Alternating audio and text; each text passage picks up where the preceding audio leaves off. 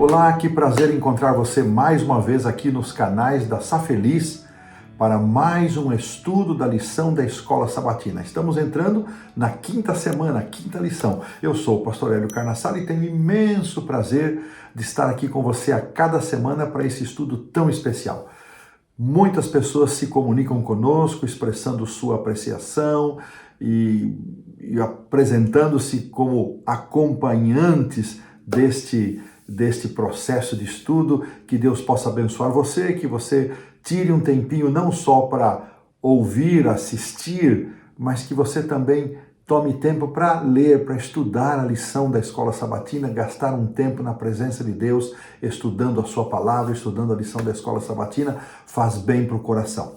Você se lembra como nós terminamos a lição da semana passada? Estudamos sobre as parábolas, e a última parábola que estudamos foi sobre o grão de mostarda. E na sexta-feira vimos alguns pensamentos de Ellen White, especialmente um que nos incentivava a pensar no valor do sacrifício para Jesus. Você tem se sacrificado para Cristo? Esse foi o pensamento com o qual nós terminamos a lição da semana passada. Antes de iniciarmos a lição dessa semana, que tem como título Milagres à Margem do Lago, eu quero convidar você para curvar a fronte, fechar os olhos e fazermos uma oração. Pai querido, nós te agradecemos pelas muitas bênçãos que recebemos constantemente das tuas bondosas mãos.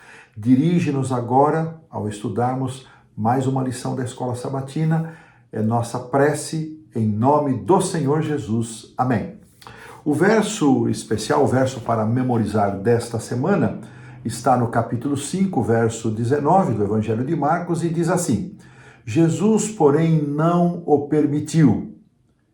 Ao contrário, ordenou-lhe: vá para a sua casa, para os seus parentes e conte-lhes tudo o que o Senhor fez por você e como teve compaixão de você.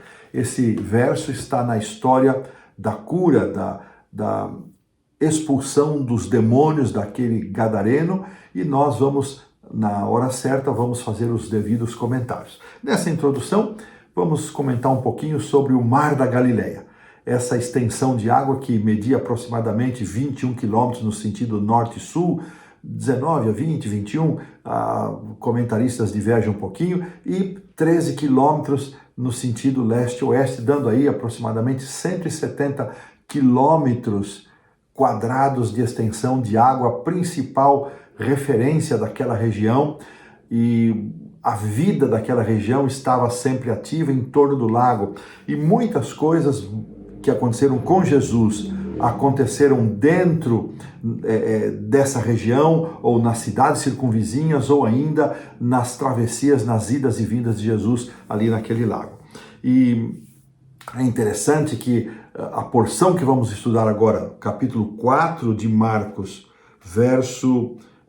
o verso 35 até o final do capítulo 6, Jesus vai começar e terminar essa sessão com cenas e acontecimentos no lago, no Mar da Galileia, água doce, né? A gente fala mar, mas é água doce. É interessante que essas histórias, que são várias delas, e Jesus sempre em movimento, como é característica do Evangelho de Marcos, essas histórias elas nos permitem e permitiram aquelas pessoas da época a conhecerem quem é Jesus. Quem é Jesus? Jesus vai se mostrando o seu poder ao longo do seu ministério, e isso aconteceu naquele tempo e está registrado para o nosso conhecimento hoje. Muito bem, essa é a lição do sábado à tarde, aqui nós encerramos, e vamos então para a lição do domingo. No domingo nós vamos iniciar o estudo, como dissemos, no Mar da Galileia, quando Jesus convida os seus discípulos para essa travessia, e eles estão ali acostumados àquele ambiente, e é interessante notar um destaque. Vou ler aqui o capítulo 3 de Marcos, verso 9, diz o seguinte: então Jesus recomendou aos seus discípulos que sempre lhe tivessem pronto um barquinho por causa da multidão, a fim de não o comprimirem. Então, lembra que o capítulo 4 começa, Jesus, ele está num barco ensinando, ele se afasta um pouquinho da praia, fez dali o seu púlpito, o seu espaço, sua plataforma, não é? E agora, na sequência desses acontecimentos, imaginamos que Jesus tenha gastado todo aquele dia no barco, parte dele. Em algum momento ele esteve a sós com os discípulos para explicar o sentido da parábola do semeador, mas agora de novo eles entram no barco para irem para a outra margem. E é interessante, ele despede a multidão e ele segue. Jesus estava tão cansado, que o texto aqui do verso 38 diz que Jesus estava na popa do barco dormindo. Sabe que esse é o único texto dos evangelhos que afirma que Jesus dormiu ou estava dormindo? Interessante. E ele estava com a sua cabeça recostada sobre um travesseiro ou uma almofada. Muito interessante essa visualização de Jesus e as suas características de ser humano pleno. Jesus foi plenamente humano. Ele enfrentou as mesmas sensações, as mesmas características que nós, seres humanos, enfrentamos.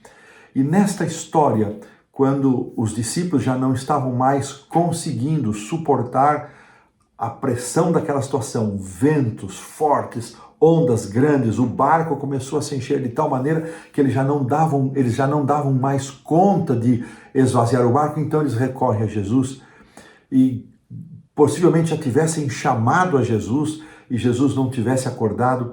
E novamente agora eles sacodem o mestre para dizer: Senhor, nós estamos perecendo. E Jesus então se levanta e protagoniza uma das cenas mais fantásticas. E foi a primeira vez que Jesus se levantou e ele apresentou o seu domínio sobre as forças da natureza. E ordenou que os ventos se aquietassem, que os ventos emudecessem, ou seja, que o mar se acalmasse e os ventos não voltassem mais. E os discípulos ficaram admirados. E havia outras pessoas também que presenciaram isso. E eles, então, possuídos de grande temor, diziam uns aos outros: quem é este? Quem é este?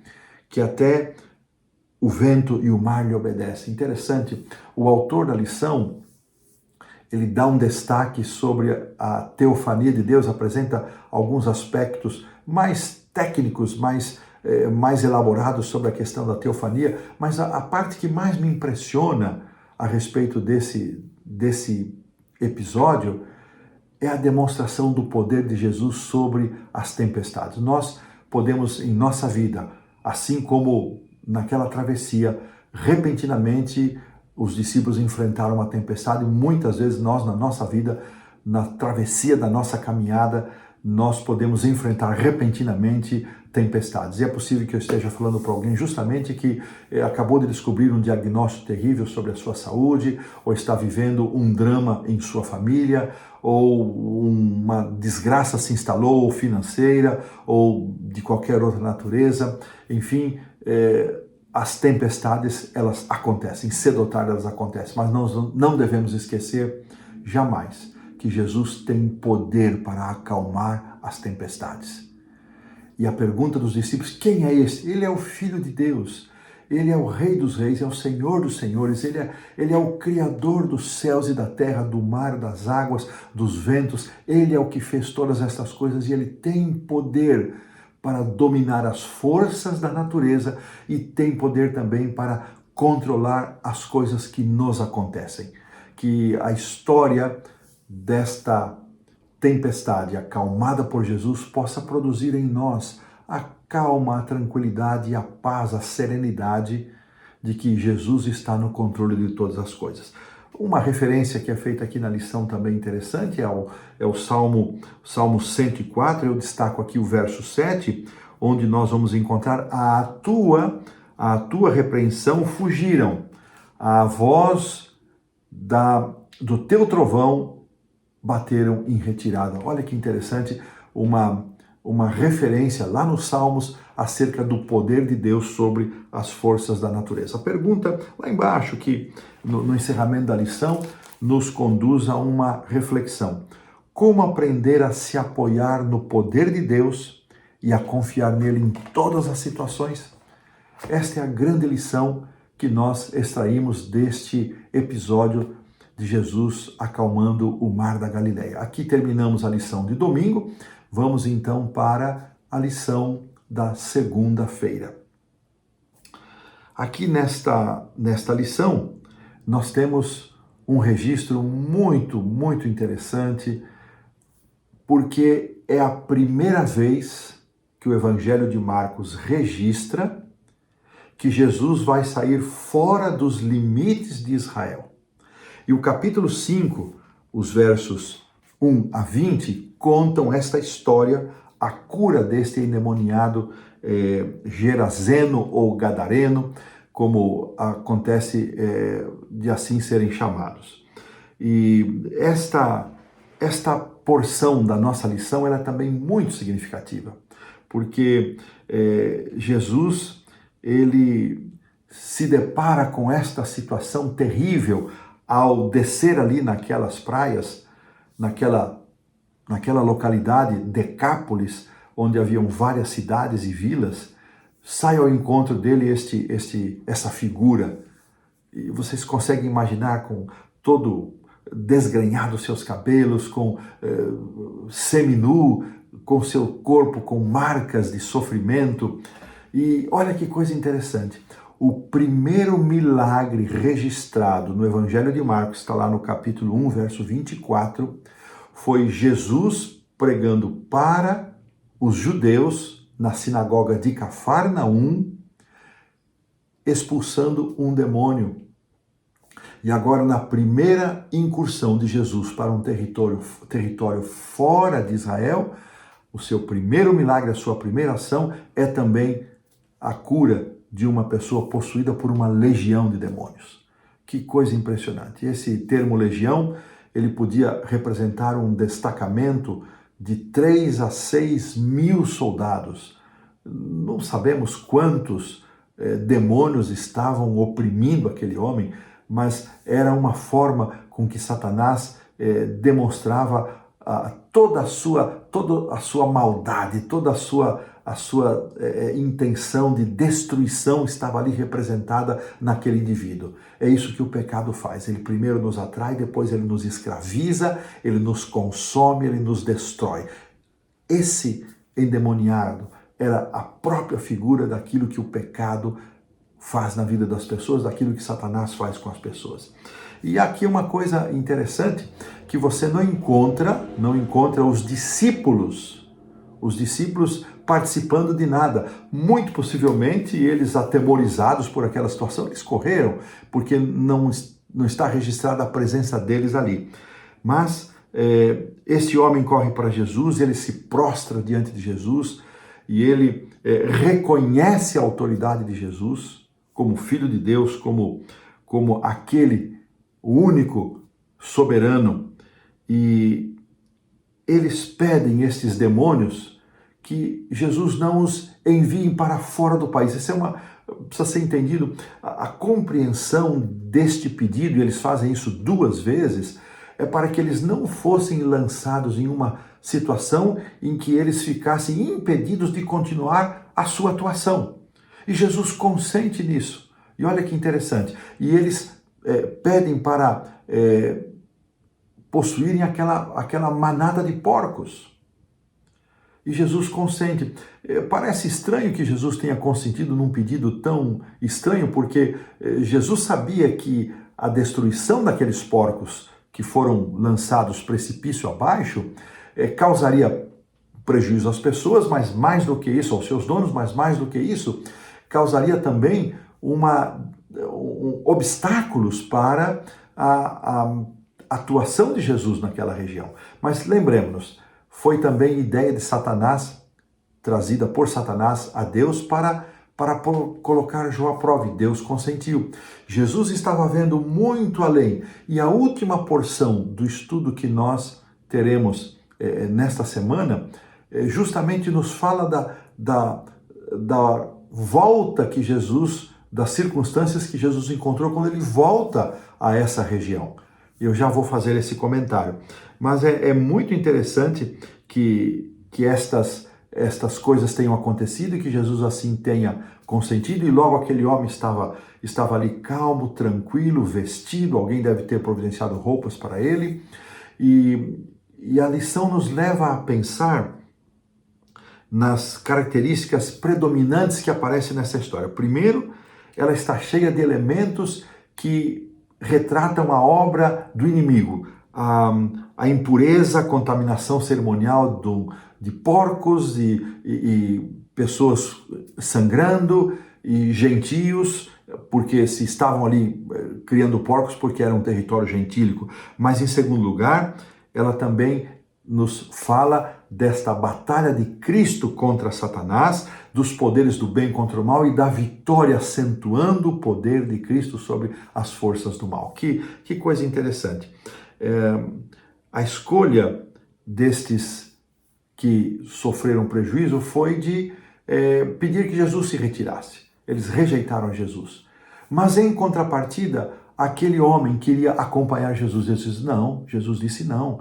Você agora vai e conta para a tua família, conta para as pessoas o que é que Deus fez para a sua vida, o que Deus fez para você. E foi isso que aconteceu. Jesus foi rejeitado por aqueles que imaginaram ter tido um prejuízo material, mas foi aceito e amado por uma pessoa. E este elemento, este cavalheiro, esse cidadão, Mateus fala que eram dois, nós vamos ficar aqui com o registro de Marcos como um elemento só, ele testemunha. E quando Jesus volta para essa região, relato este que aparece ali no final do capítulo 6, então o histórico é de que Jesus não conseguia atender a todos os que vieram ao seu encontro, especialmente ele trazia os doentes, e eles diziam, pelo menos vamos tocar na orla do seu manto. Então, que obra missionária fez esse homem, que poder, que testemunho ele deu. Isso é um grande exemplo para nós, e eu quero terminar esta lição da segunda-feira. Há muitas pessoas que se sentem incapazes, impróprias, inadequadas para realizar o trabalho de Deus. Jesus disse para aquele homem apenas o seguinte, vai e conta para os outros o que Deus fez para você. Ele não estudou teologia, ele não fez um curso de como dar estudos bíblicos, não fez um curso como atuar na recepção da igreja, como ser um diácono, nada disso. Apenas vai e conta o que Deus fez para você. Irmãos, vocês já pensaram o que seria, que impacto traria para a nossa igreja se nós simplesmente fôssemos e contássemos o que Deus tem feito em nossa vida? O que Deus tem feito em nossa vida? Então, não se ache uma pessoa inadequada, imprópria, incapaz para fazer obra de Deus. Apenas vá e conte aquilo que Deus tem feito na sua vida. Testemunhe das bênçãos que o Senhor tem derramado na sua vida. E com essa ideia nós terminamos aqui a lição da segunda-feira. E vamos então avançar para a terça-feira, onde vamos encontrar agora mais uma história contada ou narrada naquele estilo de formato sanduíche, que nós vimos há 2 lições atrás. Então, aqui Jesus vai Marcos vai iniciar contando sobre Jesus. Ele estava muito possivelmente em casa de Mateus, quando ele recebe a visita de Jairo.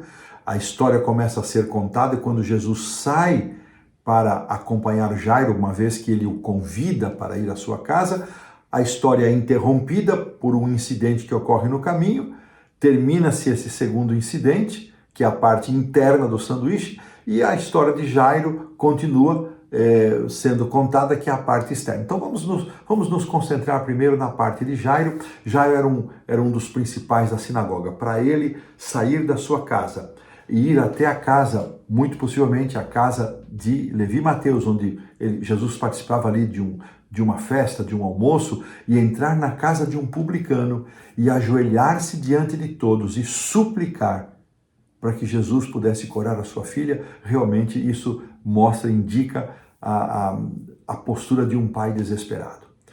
E queridos amigos e irmãos, eu fico imaginando quantos pais de nossa igreja, líderes, pastores inclusive, quantos pais estão desesperados pela situação de seus filhos. Muitos deles pela situação espiritual, outros por outros motivos, por outras circunstâncias. E Jairo, acima de tudo, nos dá um exemplo de que nós devemos nos prostrar diante de Jesus e interceder e rogar e suplicar pelos nossos filhos. Nós não podemos desistir dos nossos filhos.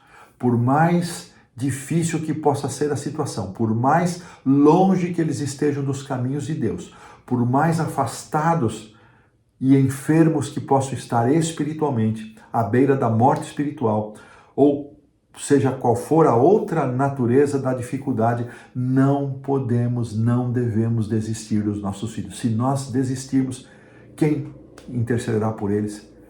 Veja, Jairo vai até lá e ora, e roga, suplica, ele insiste com Jesus, e Jesus o atende. Jesus sai de onde estava e vai em direção à casa de Jairo, mas uma multidão o acompanha. Então, nesse caminho, nesse trajeto, ocorre aqui a parte interna do sanduíche, aqui a história de Jairo é interrompida, para entrar em cena a história desta mulher que sofria há 12 anos com um fluxo de sangue contínuo, e isto significava que ela era uma pessoa cerimonialmente imunda, portanto ela não poderia ter nenhum tipo de relacionamento com a sua comunidade, não poderia ser mãe, não poderia se casar, e se estivesse casada, o esposo teria todo o direito de se separar dela. Olha que situação, 12 anos de isolamento social.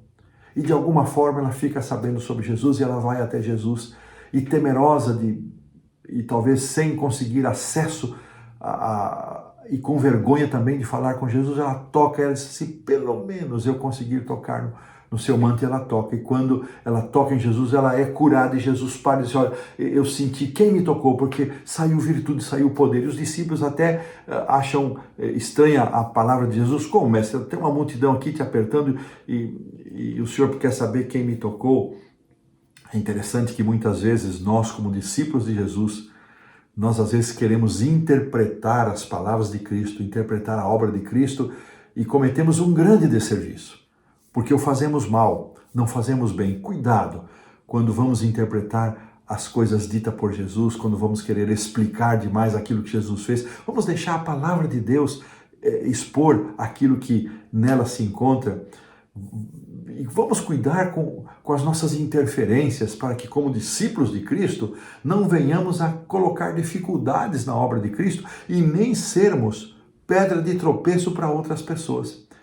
E o resultado desse encontro inusitado é que o toque dessa mulher no manto de Jesus e a pergunta de Jesus deu a ela a oportunidade de dar o seu testemunho e ouvir de Jesus que não somente ela estava curada fisicamente, mas ela recebia a bênção da salvação. Olha que coisa linda!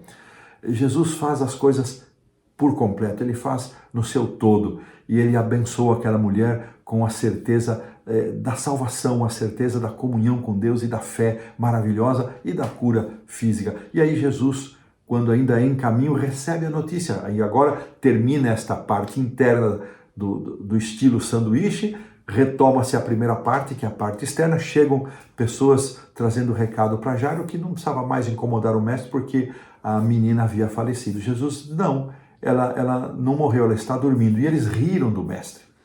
As pessoas zombaram de Jesus, achando que era uma forma de negar a realidade. Veja, muitas pessoas, amigos e irmãos, zombam das palavras de Jesus, entendendo que Jesus e a sua proposta, seus ensinos e a sua palavra são uma negação de realidade. E pior que há muitas dessas pessoas que também estão dentro da igreja e não creem convictamente naquilo que se encontra na palavra de Deus. E Jesus vai até lá e ele pede que todas as pessoas saiam do quarto, e ele então usa uma expressão, talitá cumi, que quer dizer, menina, levante-se, e essa palavrinha talitá, ela quer dizer cordeiro, é um bichinho, uma forma carinhosa de se dirigir à criança. E olha aqui que coisa interessante, essa menina tinha quase 12 anos e a mulher que foi curada também sofria por 12 anos. Em ambas as situações, a cura se deu por um toque. O toque da mulher em Jesus, no manto de Jesus, e o toque de Jesus na mão da menina. Que coisa linda! Jairo e a mulher, Jairo era um oficial, era um principal da sinagoga, um líder religioso. A mulher, uma anônima. Vejam, mulher imunda, excluída da sociedade. Olha a extensão, a largueza, a abrangência do ministério de Jesus e a abrangência, a inclusividade do cristianismo. Há espaço para todos, para uma mulher rejeitada pela sociedade, pelas regras levíticas daquele tempo, para um homem de uma certa posição. Há lugar para todos na família de Deus. Ninguém deve se sentir excluído. E mais uma vez, como temos visto ao longo destes estudos do Evangelho de Marcos, ninguém deve se sentir excluído, mas ninguém que chega à presença de Jesus sai da mesma maneira como chegou. E aqui, então, fechamos a lição da terça-feira e vamos agora, então, caminhar para a lição da quarta-feira, onde vamos, mais uma vez aqui, contemplar Jesus num novo incidente. E o texto, a porção da quarta-feira, começa relatando a presença de Jesus na sua terra. Veja que o texto não diz que Jesus foi para Nazaré, mas diz que ele foi para a sua terra. E é consenso de todos os comentaristas que essa é uma referência ao retorno de Jesus à sua cidade, a cidade onde ele foi criado. Mas essa não foi a primeira visita de Jesus a Nazaré. Apenas Lucas, capítulo 4, versos 16 em diante, relata a história dessa primeira visita que se deu mais ou menos depois de 1 ano e meio que Jesus havia sido batizado. Ele ainda não havia voltado à sua cidade. E lá ele foi rejeitado e de tal maneira os seus conterrâneos se enfureceram contra ele que o conduziram até fora da cidade, a um lugar alto, e o queriam lançar morro abaixo. Mas ele saiu no meio deles e nada lhe aconteceu. Mais ou menos uns 10 meses depois dessa primeira visita, ocorre então o que está registrado nos primeiros versos aqui do capítulo 6 de Marcos, versos 6 de 1 a 6, e novamente, os seus irmãos, eles não suportam a ideia de que aquele menino cujos irmãos estavam ali, aqui os nomes dos irmãos de Jesus são dados, Tiago, José, Judas e Simão, e as suas irmãs, pelo menos 2, eles não conseguem conciliar o menino que eles viram crescer ali, que chegou do Egito com José e Maria, e os seus irmãos, eles não conseguem entender que este menino era o Messias prometido por Deus. E esta segunda visita de Jesus a Nazaré foi também a última visita que ele fez. E, lamentavelmente, o registro foi um registro de rejeição. Jesus foi rejeitado na sua própria terra. E, na sequência, então, nós vamos iniciar mais uma história, a terceira contada em formato sanduíche. Jesus começa a falar da missão dos discípulos, a primeira missão. Ele envia os seus discípulos para essa missão, vem o relato da morte de João Batista, termina de contar o relato da morte de João Batista, e ele retorna com os discípulos voltando desta missão e acontecendo a primeira multiplicação dos pães. Então, vamos aqui considerar este aspecto que está envolvido agora nesta parte. Então, Jesus envia os 12 discípulos, e aqui estão as recomendações, e possivelmente não há registro disso, mas Jesus deve ter aproveitado esse período para recarregar suas energias, para também estar em algum retiro. E quando Jesus os envia, dá as orientações, dá as instruções. Então essa é a primeira missão dos discípulos, entra o assunto da morte de João Batista. Só esse trecho que vai do verso 14 até o verso 29 nos permitiria gastar a lição toda, pensar em João Batista, em todos os elementos, em todos os eventos que marcaram a vida desse homem, de quem Jesus declarou ser o maior nascido de mulher. E nós muitas vezes ficamos pensando, ora, se o maior nascido de mulher, se a este homem, a quem Jesus exaltou desta maneira, foi o precursor do Messias, aquele que preparou o caminho para a chegada do Messias, se a este aconteceu o que aconteceu, o que é que nós podemos esperar? Irmãos, nós não temos todas as respostas para o assunto do sofrimento. E, na verdade, nós só iremos compreender de forma mais ampla e poder explicar e compreender as questões relacionadas ao sofrimento quando nós estivermos na eternidade. Não temos, podemos usar quaisquer argumentos que existem e são bons argumentos até, mas sempre parece que fica faltando alguma coisa. E uma coisa é certa, João Batista se tornou um mártir e, como tal, ele se tornou num grande exemplo, numa fonte de motivação, de inspiração para que tantos outros cristãos que vieram anos e décadas depois de sua morte pudessem suportar com firmeza o seu testemunho, mesmo enfrentando leões, fogueira, apedrejamento. O exemplo de João Batista se constituiu numa fonte de afirmação da fé e certamente abençoou muitas pessoas. Há alguns que creem que João Batista esteve entre aqueles que ressuscitaram junto com a ressurreição de Cristo e apareceram a tantos na cidade de Jerusalém e depois, como as primícias, subiram com Cristo e foram entronizados no céu. Há quem creia isso não está revelado, pode ser que tenha acontecido e pode ser que não, nós não sabemos. O fato é que Deus nos convida, irmãos, Deus nos chama para servirmos na sua causa, na sua obra, e Ele nunca disse que seria fácil. Ele prometeu que estaria conosco, mas não prometeu facilidades. E hoje nós sabemos há milhares de pessoas que enfrentam desafios para viver a sua fé, para testemunharem do amor de Jesus. Às vezes esses desafios estão dentro da própria casa, às vezes estão relacionados ao lugar onde a pessoa trabalha, onde mora, onde estuda. Às vezes o desafio está até na própria igreja que a pessoa frequenta. Mas seja como for, nós devemos olhar para o exemplo destes milhares e, quem sabe, até milhões de pessoas que com o sacrifício da sua vida permaneceram fiéis. E Deus nos chama para sermos fiéis e nos chama assim, se necessário for, a sacrificar-nos por Ele. E então a história termina, esta parte, ela vai terminar quando os discípulos voltam. Tudo indica que esta primeira multiplicação de pães, ela aconteceu num território na parte mais ao norte do Mar da Galileia, em Betsaida. Lucas 9:10 nos afirma isso.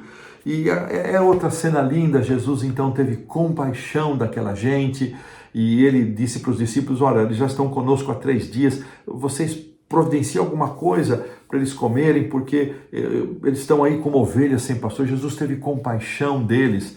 E os discípulos queriam despedir a multidão, mas Jesus disse, não, veja o que tem. E João nos diz que André localiza o menininho que tinha lá os pãezinhos e os peixes, e Jesus então multiplica, eles se distribuem, se assentam e comem da sobra. E essa história tem muita coisa linda, e que infelizmente pela extensão dos relatos dessa semana não podemos nos aprofundar, mas a verdade é que esse registro também nos atesta acerca do cuidado mantenedor de Deus para com seus filhos. Lá o profeta Isaías nos diz que a água e o pão dos seus filhos serão certos. O problema muitas vezes acontece quando nós queremos mais do que água e pão e criamos ansiedade por isso. Mas Mateus 6, Jesus também disse, olha, busquem a Deus em primeiro lugar e todas as demais coisas nos serão acrescentadas. Essa cena e esse evento da multiplicação dos pães encheram aqueles israelitas de entusiasmo e eles queriam agora coroar Jesus como rei. como o Messias, aquele que deveria libertar. Quem mais poderia ser? Se um soldado se ferisse na batalha, ele curaria esse soldado. Não precisaria tantos suprimentos, porque ele tem poder para multiplicar pães, para dar e alimentar multidões. E Jesus, percebendo isso, ele envia os seus discípulos para que saiam correndo e ele se retira a sós. E esses discípulos, muito possivelmente, eles estão indo de Betsaida para Genezaré. E Jesus, diz aqui o texto, que lá pela quarta vigília, que era o quadrante final da noite, muito possivelmente entre 3 e 6 da manhã, Jesus se apresenta entre eles. Havia ali também ventos, talvez não tão fortes como na tempestade. Jesus se apresenta andando sobre o mar, mais uma demonstração do poder de Jesus sobre a natureza. E esta cena, este cenário, né, que já nos coloca aqui na lição da quinta-feira. Eu já invadi a quinta-feira, sem mencionar que estava na quinta-feira, me perdoem, e já estamos aqui na quinta-feira. Eu misturei quinta e quarta, mas aqui estou dizendo, já estávamos na quinta-feira, desde a cena aqui da multiplicação dos pães, apenas esqueci de demarcar, mas ele nos coloca nesta situação, e Jesus então faz com que os discípulos se afastem, e eles endurecidos, eles não entenderam a atitude do mestre. Foi uma decepção para eles, porque as expectativas que eles possuíam, aquilo que eles imaginavam, não era aquilo que Jesus viera para oferecer. Eles sonhavam com um reino terreno, com um reino terrestre, onde Jesus reinaria, eles seriam seus ministros, mas Jesus não veio com essa proposta. O reino que Jesus queria implantar era um reino espiritual, não um reino material. E os discípulos estavam com o coração endurecidos para entender e aceitar esta característica do reino de Deus. Muitas pessoas criam expectativas acerca de como deveria ser a igreja, de como deveriam ser os pastores, de como deveriam ser os membros, e muitas vezes se decepcionam e endurecem o coração. Não vamos nos esquecer, as coisas espirituais, elas precisam de discernimento espiritual. Eu oro para que Deus nos capacite para que tenhamos esse discernimento espiritual. Então, fechamos aqui a quinta-feira, onde eu misturei quarta e quinta, mas avancemos agora para a sexta-feira. E eu gostaria de trazer aqui um destaque que aparece num dos textos, num dos 2 parágrafos, Desejado de Todas as Nações, na página 286, onde lemos o seguinte de Ellen White: precisamos ouvir individualmente sua voz a nos falar ao coração. Quando todas as outras vozes silenciam e em sossego esperamos perante ele, o silêncio da alma torna mais ainda distinta a voz de Deus. Um convite, um apelo, para que no meio de tantas vozes, e muitas vezes vozes que destoam daquilo que diz a palavra de Deus, mesmo dentro da igreja, vozes buscando ouvidos, buscando serem ouvidas, que nós possamos buscar o silêncio da nossa alma para poder ouvir a voz de Deus, E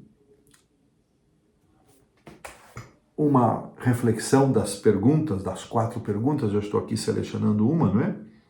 Que lições uma igreja pobre acha na multiplicação de pães e peixes, né?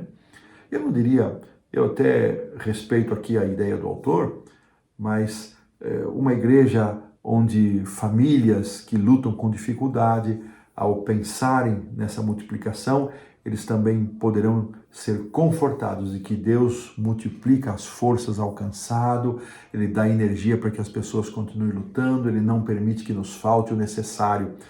E para igrejas de uma condição melhor, o lembrete de que nós devemos compartilhar as bênçãos que recebemos, inclusive as bênçãos materiais. Eu espero que os comentários desta semana possam levar a você insights, provocações, para que você, a partir daqui, e junto com o estudo da lição, e quem sabe de outros comentários, você cresça no seu conhecimento e na compreensão da mensagem de Deus no Evangelho de Marcos. Quero convidá-lo a uma oração para encerrarmos o estudo desta semana.